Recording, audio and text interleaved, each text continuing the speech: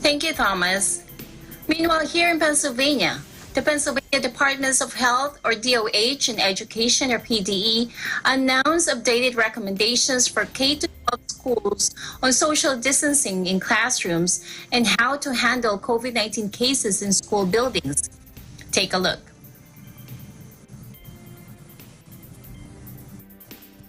The Department of Health, working with the Department of Education, has been continuously working to develop guidance for schools. Our latest guidance, as released earlier today, updates our guidance for both schools and summer camps. The updated summer camp guidance is largely unchanged from what was issued last July.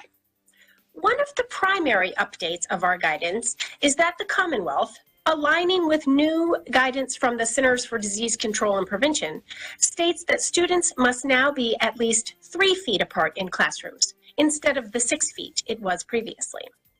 However, in counties where substantial transmission continues to occur, middle and high school students should be 6 feet apart, unless cohorting is possible.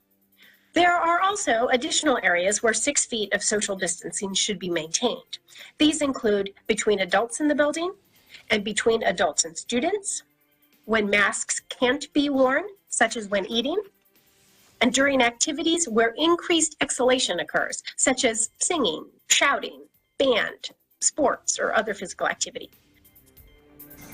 Aligning with new Centers for Disease Control and Prevention, or CDC, recommendations that reflect the latest research, Pennsylvania students may now be at least 3 feet apart in classrooms. The previous requirement was 6 feet. Universal masking remains a requirement. The department's also updated recommendations on how school entities should handle confirmed cases of COVID-19 in school buildings.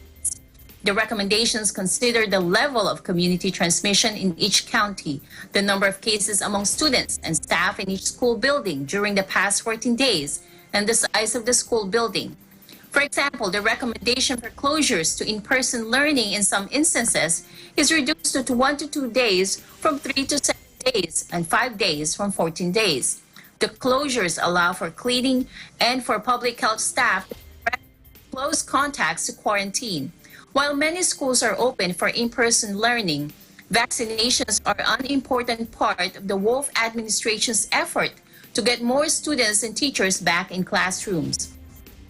The administration is ahead of schedule and nearly finished with a special initiative to provide teachers and school staff with an opportunity to get the voluntary single-dose Johnson & Johnson COVID-19 vaccine. The state partnered with 28 intermediate units to operate vaccine clinics with the Pennsylvania National Guard and AMI Expeditionary Healthcare administering the vaccine. Governor Wolf also announced yesterday that Pennsylvania is expected to receive nearly $5 billion in federal COVID-19 relief funds to help K-12 schools return students to classroom learning and equitably expand opportunity for students who need it most.